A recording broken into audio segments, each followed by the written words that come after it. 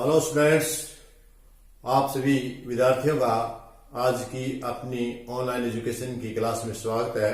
और आज हम 12वीं कक्षा के मैक्रो इकोनॉमिक्स का लेसन नंबर 7 कर रहे हैं। इसका हमने पार्ट नंबर 1 कल किया था, आज हम इसका पार्ट नंबर 2 कर रहे हैं। पार्ट नंबर 2 और पार्ट नंबर 1 में हमने आपको बताया था बैंक की परिभाषा कि वाणिज्य बैंक क्या होते हैं। तो वाणिज्य बैंक के बारे में, परिभाषा के बारे में आज भी हम आपको बता देते हैं। जनता के साथ लेन देन को वाणिज्य बैंक कहते हैं, यानी जिनका जनता के साथ होता है। लेकिन जनता के साथ लेन देन के अलावा आजकल ये साख निर्माण भी करते हैं। तो मेरे ख्याल में आजकल बैंकों का 2 कार्य न रह करके मुख्य 3 कार्य हो रहे हैं। नंबर 1, जनता के साथ जनता को जमायत स्वीकार करना, दूसरा उनको ऋण देना और तीसरा साख का निर्माण करना। तो मुख्य कार्य 3 हो गए हैं। पहले 2 कार्य थे इनके, आजकल की इस अवस्था में यदि हम अध्ययन करें तो 3 कार्य हैं। लेकिन हम यहाँ ले रहे हैं मुख्य रूप से जो आज हम कर रहे हैं वो हम कर रहे हैं। कल की वीडियो में जमा स्वीकार करना, इसके प्रकार बताए थे कि कितने प्रकार से बैंक, जो वाणिज्य बैंक है, वे जमा स्वीकार करते हैं। क्योंकि बैंक के कार्य है ना, उन बैंक के कार्यों में सबसे पहला हमारा कार्य था जमा को स्वीकार करना और दूसरा था ऋण देना।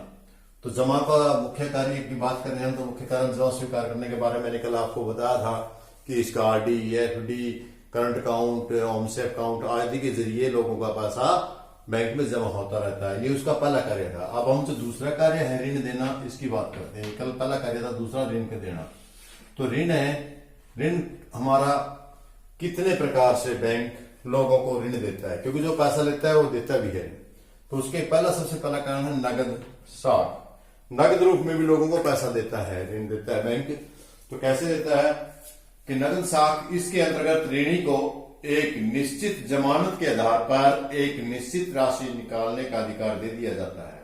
इसके लिए जमानत लेते हैं कोई बैंक, कोई निश्चित जमानत लेकर के, इसमें निश्चित जमानत कोई भी ले लेता है, कोई कागज कुगज लिए या कोई उसकी, तो उसके हिसाब से, या प्रॉपर्टी के लिए उसके हिसाब से लेकर के उसको जमानत के आधार पर निश्चित राशि निकलवाने का अधिकार दे दिया जाता है। इस सीमा के अंदर ही ऋणी आवश्यकता अनुसार रुपया निकलवाता रहता है तथा जमा भी करवाता रहता है। इस अवस्था में बैंक केवल वास्तव में निकाली गई राशि पर ही ब्याज लेता है। इस संबंध में एक महत्वपूर्ण बात यह है कि ऋणी द्वारा निकलाई जाने वाली ऋण की रकम का बैंक द्वारा निर्धारित ऋणी के स्टॉक विवरण और उत्पादन क्रिया की मात्रा के आधार पर ही किया जाता है। यानी जो पैसा उसके खाते में डाल दिया है, उसमें से जो ले लिया है उसने, उस पर ही ब्याज देना होता है। बाकी पर जो बैंक में जमा पड़ा है उस पर उसको खाता नहीं देना होता। तो ये मेरे ख्याल में नगद साख आपको समझ गया, नगद रूप में कैश देना। नंबर 2 ऋण है, वो आपका जरिया है ओवरड्राफ्ट। ओवरड्राफ्ट आजकल आप क्रेडिट कार्ड वगैरह सुनते हैं, तो यही होता है कि जो विश्वास पात्र ग्राहक होते हैं बैंक के, वे जो उनके अकाउंट में पैसा जमा होता है उससे फालतू भी वो उसको दे देते हैं, उसकी लिमिट बढ़ा देते हैं। मान लिया मैं कोई विश्वास पात्र है, मैं एग्जाम्पल के जरिए आपको इसको समझाने का, मान लिया किसी ग्राहक के 10,000 खाते में जमा है, मान लिया 10,000 जमा है, तो उसके पैसे तो 10,000 है बैंक में, लेकिन 10,000 के आधार पर वो 10,000 निकलवा सकता है। वैसे तो हम बात करें, लेकिन ही ओवरड्राफ्ट दे देता है बैंक। ये इसका विश्वसनीय है। यदि ग्राहक है बैंक का तो इसको 12,000 रुपए निकलाने का अधिकार दे देगा। उसके खाते में 10,000 है लेकिन 12,000 निकालने का, ये 2,000 एक्स्ट्रा मिल गए, फालतू मिल गए उसको पता है बैंक को कि ये ग्राहक है, कहीं नहीं जाएगा, कुछ समय के बाद ये आपको वापिस से लौटा देगा। उसको कुछ समय के लिए, ज्यादा समय के लिए, कुछ समय के लिए उसको जो उसकी रकम जमा है उससे ज्यादा निकलवाने का अधिकार दे दिया जाता है। इसको ओवरड्राफ्ट बोलते हैं हम। तो इस प्रकार भी ऋण देते हैं। आजकल क्रेडिट कार्ड के रूप में बहुत से बैंक, सभी बैंक अपने जो विश्वसनीय ग्राहक है उन ग्राहकों को ये सुविधा प्रदान करते हैं। नंबर 3 मांग ऋण। जैसे कि नाम से ही पता है कि मांग ऋण, जो मांग करते हैं वो ऋण, मांग के अनुसार ऋण, कि ये ऋण एक निश्चित रकम के रूप में दिए जाते हैं और इन्हें वापस करने की कोई निश्चित परिपक्वता अवधि नहीं होती। यानी कब देने हैं, जो ये ऋण है आपके, ये ऋण, इनकी कोई अवधि नहीं होती। जितना ऋण मांगा किसी विशेष आधार पर उनको ऋण दे दिया जाता है, उस पर ब्याज शुरू हो जाता है और जब तक वो नहीं देते तो उसका ब्याज चलता रहता है। इन ऋणों पर ऋण की स्वीकृति के बाद ही ब्याज लगना आरंभ हो जाता है। चाहे ऋणी चेक के द्वारा उस खाते से मेरे को ऋण का केवल एक भाग निकाले, ये ऋण व्यक्तिगत जमानत पर या वित्तीय परिसंपत्ति या टिकाऊ वस्तु की जमानत पर दे दिए जाते हैं। यानी जैसे किसी आदमी ने कोई ऋण लेना है, ब्याज से पैसे लेना है, उसके बदले में वो अपने जमीन के कागज, भूमि के कागज, प्लाट के कागज या फिर कोई अन्य परिसंपत्ति बैंक में जमा करवा देता है। जितने की वो जमा करवाता है उससे कम का ऋण उसको बैंक उपलब्ध कराता है, और जो ऋण उपलब्ध कराता है उस पर वो उसी दिन से ब्याज लेना शुरू कर देता है, चाहे वो सारी रकम निकलवाए ना निकलवाए। जिस दिन उसका मांग ऋण है वो स्वीकृत हो जाता है, उसी दिन से बैंक उस पर ब्याज लगाना शुरू कर देता है। बाकी अमाउंट उसकी वो सेविंग अकाउंट में डाल देते हैं। सेविंग अकाउंट में से वो चाहे उसका एक भाग निकाले चाहे सारा निकाले, लेकिन ब्याज मांग ऋण की जो तीसरी प्रकार का ऋण है, इसमें उसका ब्याज उसी दिन से, जिस दिन उसका ऋण स्वीकृत हो गया उसी दिन से शुरू हो जाता है। खास करके ये ज्यादा ऋण यही चलते, इसी प्रकार के ऋण होते हैं जो लोग लेते हैं, लोन के रूप में लेते हैं। वो अपने परिसंपत्ति पर लेते हैं, अपने घर की या कोई परिसंपत्ति, सोना चांदी अथवा भूमि के कागजात, उनके आधार पर जमानत के रूप में रख करके लेते हैं। इसके बाद हम चलते हैं, पहला हो गया हमारा, दूसरा हो गया, इसके बाद हम चलते हैं इसका चौथे रूप में भी बैंकों का यह कार्य ऋण कैसे ऋण देते हैं। अल्प अवधि ऋण। अल्प का मतलब होता है कम अवधि में समय, ऋण में लोन जो कम अवधि के लिए लोन देते, कम अवधि के लिए ऋण देते, कम अवधि के लिए पैसा देते हैं, अल्पकाल के लिए देते हैं, उसको अल्पकालीन ऋणों में सामान्यतः व्यक्तिगत ऋण और कार्यकारी पूंजी ऋण सम्मिलित किए जाते हैं। इस प्रकार के ऋणों की राशि पर ब्याज लगना उसी दिन से आरंभ हो जाता है जिस दिन से ये ऋण व्यक्तिगत खाते में लिखा जाता है। सामान्यतः इस प्रकार के ऋण जमानत पर दिए जाते हैं, अतः ये ऋण सुरक्षित होते हैं, जल्दी लौटने की संभावना होती है। इनको भी, ऋणों को भी जमानत के आधार पर दिया जाता है। ये थोड़े लंबे समय, जब तक भी वो ऋण देगा लंबे समय के लिए, तो ये अवधि कम समय के लिए ऋण होते हैं, लेकिन ये भी जमानत के आधार पर दिए जाते हैं, वैसे नहीं दिए जाते। जैसे स्टूडेंट, ये थे आपके ऋण। हमने कल पढ़ा था स्वीकार कैसे करता है बैंक जमा को, उसके हमने खातों के बारे में जिक्र किया था। यदि आपसे पूछा जाए खाते कितने प्रकार के हैं, उसका जवाब देना था। जमा स्वीकार किस प्रकार से होती है। अब ऋण किस प्रकार से देते हैं उसको मैंने आपको बताया अलग अलग से। ये इकट्ठा भी हो सकता है, आपका अलग अलग भी आ सकता है।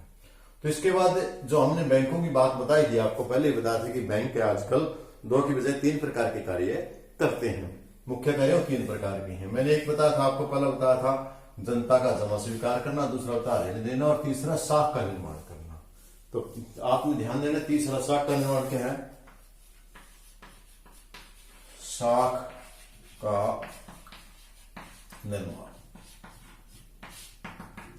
साख का निर्माण करना, पूंजी उपलब्ध देना, पूर्ति देना। तो ये आजकल बैंकों का मुख्य कार्य साख का निर्माण करना है। बैंक अपनी प्रारंभिक जमा से अधिक रुपया लोगों को उधार देकर के साख का निर्माण करते हैं, क्योंकि वो पैसा ले लेते हैं लोगों से, लेके कुछ अंश करके आगे दे देते हैं और उसका पैसा अकाउंट में दिखा करके देते रहते हैं। इस प्रकार ये साख का निर्माण भी करते हैं। यहाँ एक बात समझने योग्य है कि वित्तीय संस्था को बैंकिंग संस्था नहीं कहा जाएगा। कोई वित्तीय संस्था है उसको बैंकिंग व्यवस्था नहीं कहा जाता। बैंक वित्तीय संस्था तो बीमा है, जीवन बीमा भी है, LIC है, डाकखाने हैं, ये भी वित्तीय संस्था है, क्योंकि धन का तो लेन देन करते हैं। लेकिन इनमें और उसमें फर्क क्या है। ये फर्क है कि जो वित्तीय संस्था है नहीं कहा जाएगा, क्योंकि इसके 2 कार्य प्राथमिक कार्य होते हैं, चेक द्वारा निकाले जाने वाले जमाओं को स्वीकार न करना और उधार देना। इस प्रकार LIC भी एक वित्तीय संस्था है, परंतु इसे बैंक नहीं कहा जाता, क्योंकि उधार तो देती है किंतु लोगों को चेक द्वारा निकाले जाने वाले जमा को स्वीकार नहीं करती। आप समझे कि LIC है, ये काम तो जमा स्वीकार करती है, LIC भी ऋण भी देती है, लेकिन उसको वित्तीय संस्था नहीं कहा जाता, क्योंकि वो चेक के द्वारा निकाले जाने वाली जमाओं को स्वीकार नहीं करती। या आप चेक लगा करके उसमें से पैसा नहीं निकाल सकते, इसलिए हम उसको बैंक नहीं कह सकते। दूसरा डाकखाने को भी हम बैंक नहीं कह सकते, यद्यपि वे लोगों को जमा स्वीकार करते हैं लेकिन वे ऋण नहीं देते, इसलिए हम इन्हें गैर बैंकिंग वित्तीय संस्था के नाम से जानते हैं। मैंने 2 बात बताई, एक LIC के बारे में और दूसरी बताई डाकखाने के बारे में। ध्यान रहे बच्चों, ये दोनों के दोनों वित्तीय संस्थाएं हैं।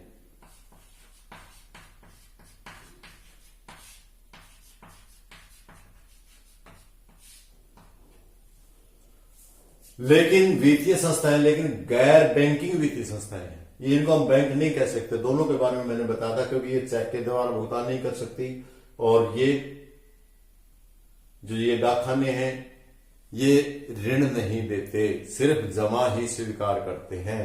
इसलिए इन दोनों को हम वित्तीय संस्था के गैर बैंकिंग वित्तीय संस्था के नाम से जानते हैं।